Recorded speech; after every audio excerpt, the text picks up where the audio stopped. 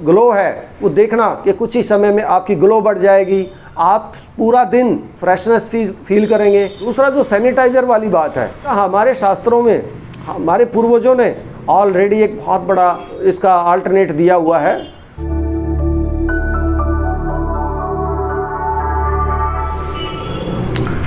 दोस्तों, एक बार फिर आपका एग्जैक्ट आयुर्वेद चैनल में स्वागत है। मैं डॉक्टर रणबीर शर्मा। आपको जो पिछली वीडियो में मैंने 3 कारण स्किन डिजीज़ के, घरेलू कारण स्किन डिजीज़ के लिए बताए थे, आज इस वीडियो में मैं उनका आपको एक समाधान देना चाहता हूं। आप को मैं फिर दोबारा एक बार रिपीट कर दूं कि हमारा जो अभी तक जो मुख्य विषय चल रहा है वो चल रहा है स्वस्थ से स्वास्थ्य रक्षणम। स्वस्थ आदमी के स्वास्थ्य की रक्षा कैसे हो, उसी के आधार पे मैं जितनी भी अभी तक वीडियो बनाई है और आगे जब हम बनाएंगे तो वही हमारा उद्देश्य रहेगा। तो उसी में हम आगे बढ़ते हुए जो पिछले वीडियो में हमने 3 कारण स्किन डिजीज़ के घरेलू कारण गिनाए थे, उनके समाधान मैं आपके सामने रखता हूं। पहला उसमें कारण हमने दिया कि नमक के साथ दूध खा लेना। जब भी हम कोई चीज़ नमकीन खा रहे हैं, नमकीन सब्जी खा रहे हैं, नमकीन रोटी खा रहे हैं, बाजार की जो कोई भी नमक वाली चीज़ खा रहे हैं, उसके साथ साथ दूध लेना। उसका रीज़न भी मैंने बताया। तो उसका समाधान ये है कि जब भी हम नमक की चीज़ कोई भी खाएं तो दूध अगर लेना है तो उससे आधा 1 घंटा पहले या आधा 1 घंटा बाद में लें। इससे हम चमड़ी के रोगों से तो बचेंगे। उस विष से जो चमड़ी के रोग पैदा करता है, उससे शरीर में और भी हानियां होती हैं, तो उससे भी हमारा बचाव होगा। तो दूसरा जो हमने कारण बताया था कि एल्यूमिनियम के बर्तन ना प्रयोग करें। एल्यूमिनियम में एक घुलने की जो प्रवृत्ति होती है वो बड़ी सहज है उसके अंदर। उसमें पानी भी रख के अगर हम सिंपल पानी भी रख दें 4 से 6 घंटे, वो भी दूषित हो जाता है। तो जिस खाने को हम काफ़ी हाई टेम्परेचर पर पकाते हैं, कुकर में पकाते हैं, कहीं भी पकाते हैं, देर तक उसमें पकाते हैं, तो उस खाने में तो बहुत ज़्यादा मात्रा में वो तत्व आ जाता है और हमारे शरीर के लिए वो बहुत ही हानिकारक है। तो उसका समाधान क्या है? उसका समाधान हमारी कल्चर में, हमारी सभ्यता में, हमारी संस्कृति में है। जिस संस्कृति में हमें ये बताया जाता था पहले कि ये चीज़ आपको यूज़ नहीं करनी चाहिए, उसी संस्कृति को अगर हम अपनी लाइफ में अपना लें तो इसका समाधान मिल जाएगा। हमारे जो पूर्वज थे उनके घरों में सारे बर्तन पीतल के होते थे या कांसे के होते थे, तांबे के होते थे। वहाँ पे स्टील या फिर एल्यूमिनियम का प्रयोग ही नहीं होता था। इसी तरह से पहले जो लोग थे, बड़े लोग, वो जानते थे कि नमक के साथ दूध खाने से हानि होती है, नुकसान होता है, जहर हो जाता है। नमक और दूध मिला दें तो जहर हो जाता है। तो ये हमारे संस्कृति का मतलब एक कटु सत्य है, एक सत्य है जो शुरू से ही हमारे परंपरा में चला आ रहा है इन बारे में। लेकिन कुछ सालों से मॉडर्न बनने के चक्कर में, आधुनिक बनने के चक्कर में हमने अपनी पुरानी परंपराओं को भुला दिया, अपनी पुरानी जो संस्कृति है उसको भुला दिया, अपने बड़ों की बातों को इग्नोर कर दिया और हम रोगों का एक शिकार बने, अलग अलग रोगों का शिकार बने। तो इसका एल्यूमिनियम का जो, और स्टील का भी, इवन स्टील को भी बीच में लें, क्योंकि स्टील भी एक अलॉय है, कई चीज़ों का कंपाउंड है, उसमें कई सारी धातुएं हैं। वो भी कोई कंफर्म नहीं है कि वो हमारे लिए लाभदायक है। और ये तो अभी पीछे कुछ टाइम पहले आया भी है कि स्टील भी कहीं ना कहीं नुकसानदायक है। तो इसका केवल एक ही दोनों का समाधान है कि घर में पीतल के बर्तनों का प्रयोग किया जाए।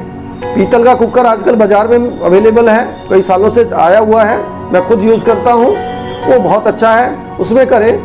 पीतल का पतीला, पीतल की कढ़ाई और बाकी जो पकाने के बर्तन हैं जितने भी हैं, उसमें पीतल का बहुत ही अच्छा रोल है।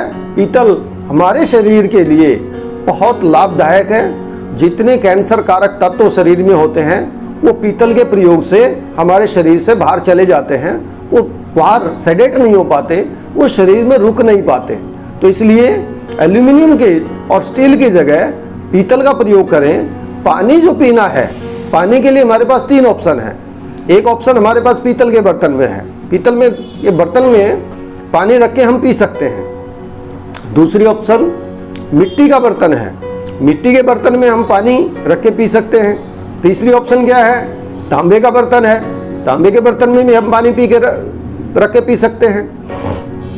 लेकिन इसमें तीनों में जो पकाने वाला कार्य है वो सिर्फ पीतल में विशेष होता है, क्योंकि पकाते समय अगर पीतल का हल्का फुल्का उसमें अंश आ भी जाता है तो हमारे लिए वो अंदर बॉडी में कोई भी सीरियस रोग पैदा नहीं होने देता है। और इसी कारण से हमारे जो पूर्वज थे उनको ब्लड प्रेशर, शुगर और इस तरह की जो डेंजरस जो हमारी बीमारियां हैं वो नहीं होती थी। तो इस तरह से हम अपना एल्यूमिनियम का और स्टील का ऑप्शन अपने घर में बना सकते हैं, उसका प्रयोग कर सकते हैं। तीसरा मैंने उसमें आप लोगों को बताया था कि भाई स्किन के ऊपर हम कास्टिक प्रोडक्ट्स का ज़्यादा प्रयोग ना करें, हम साबुन का ज़्यादा प्रयोग ना करें। हम 2 बार दिन में नहाते हैं तो 2 बार साबुन लगाते हैं, 10 बार हम, जैसे आजकल कोरोना चल रहा है कि 20 बार साबुन से हाथ धो। तो मेरे हिसाब से, और इवन मैं तो यहाँ तक भी कहूँगा कि जो ये सैनिटाइज़र जो आजकल सारा दिन सैनिटाइज़र रगड़ा जा रहा है शरीर के ऊपर, ये भी कहीं ना कहीं आगे आने वाले समय में हमें बड़े बड़े स्किन रोग डिजीज़ का कारण बनेगा।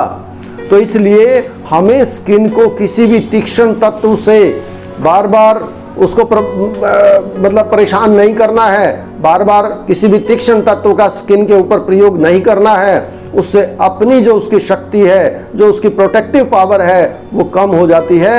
ये मैंने पिछले वीडियो में भी बताया था। उसका जो समाधान है मैं इसमें आपको बताता हूँ कि नींबू और मुल्तानी मिट्टी और नींबू का घोल आप बनाएं।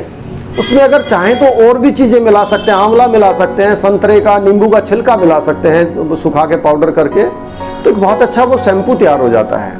उसको आप रगड़ के नहाइए, आपकी बॉडी जो है ना खिल जाएगी। आपकी त्वचा की जो आधा है ग्लो है वो देखना कि कुछ ही समय में आपकी ग्लो बढ़ जाएगी। आप पूरा दिन फ्रेशनेस फील करेंगे। साबुन लगाते हैं तो रुक्षता आती है, एक मुरझाया चेहरा हो जाता है कुछ टाइम के बाद, हमें कुछ ना कुछ कोई क्रीम या ऑयल लगाना पड़ता है। लेकिन आप देखेंगे कि मुल्तानी मिट्टी में नींबू डाल के और साथ में अगर संतरे का छिलका उसमें पीस के डाल लें, थोड़ा सा आंवला भी अगर बीच में हम मिला लें, तो उससे हम सिर भी धोएं और शरीर को भी पूरा वॉश करें, नहाएं, उससे आप महसूस करेंगे कि आप पूरा दिन तरोताज़ा फील करेंगे। आप हमेशा बिल्कुल अपनी बॉडी को ऐसा फील करेंगे जैसे मैं अभी नहा के आया हूँ, तो इतनी अच्छी फीलिंग उसमें आती है। दूसरा जो सैनिटाइज़र वाली बात है, सैनिटाइज़र जो हम सारा दिन जैसे बार बार जिस भी दुकान में जाते हैं सैनिटाइज़र यूज़ करते हैं, तो इसका हमारे शास्त्रों में हमारे पूर्वजों ने ऑलरेडी एक बहुत बड़ा एक इसका अल्टरनेट दिया हुआ है। वो द्रव्य है सरसों का तेल। सरसों कीटाणुनाशक होती है, सरसों का तेल जो है वो बहुत बड़ा कीटाणुनाशक है। दूसरा, सरसों का तेल या कोई भी तेल जहाँ भी लग जाएगा, वहाँ से जब भी हवा गुजरती है तो जितना उसके अंदर हवा में कोई भी कीटाणु होता है, कोई भी वायरस होगा या इस तरह से कुछ भी होगा, तो वहाँ पे वो चिपक जाता है। तो इसलिए सरसों के तेल का हम उसमें प्रयोग कर सकते हैं। सैनिटाइज़र अगर यूज़ करना है तो सिर्फ वहाँ पे करें जहाँ पे आपको ये लगता हो कि वहाँ पे कंटामिनेशन ज़्यादा हो सकता है, वहाँ पे वायरस का खतरा ज़्यादा हो सकता है, वहाँ पे सिर्फ कुछ टाइम के लिए करें। अदरवाइज़ हमें अगर आगे आने वाली परेशानियों से बचाव रखना है तो हमें नेचुरल चीज़ों का प्रयोग ज़्यादा करना पड़ेगा। सरसों का तेल हमारी चमड़ी के लिए भी लाभदायक है, हमारी चमड़ी को ग्लो भी देता है, उसको चिकनाई भी देता है, और साथ में उसकी जो बैक्टीरियासाइडल और जो हमारी प्रोटेक्टिव उसकी जो लेयर है उसको स्ट्रॉन्ग करता है, जिससे हम लंबे टाइम तक स्किन डिजीज से बचे रह सकते हैं। तो ये 3 बातें मैंने इसमें आप लोगों के लिए रखी हैं, और मैं आप लोगों को एक और विश्वास दिलाना चाहता हूँ कि अगर इन चीज़ों को आप लोग बड़े ध्यान से अगर चिंतन मनन के साथ, एकाग्रता के साथ और विश्वास के साथ अगर ये वीडियो आप देखेंगे, इनको सुनेंगे, तो आप कुछ समय के बाद पाएंगे कि आपके अंदर एक ऐसा आयुर्वेद का एक ऐसा ज्ञान आपके अंदर ऑटोमेटिकली इकट्ठा हो जाएगा कि जिसके प्रयोग से आप अपने आप को ज़्यादा नहीं तो मैं कह सकता हूँ 50% अपनी सुरक्षा कर पाएंगे हर एक रोग से। तो इसलिए मेरा आप लोगों से सभी से निवेदन है कि इन वीडियोस को और सामान्य वीडियोस की तरह से इग्नोर ना करें। ये एक भगवान की तरफ से, परमात्मा की तरफ से दिया हुआ एक आयुर्वेदिक ज्ञान है, एक बहुत बड़ा विज्ञान है ये।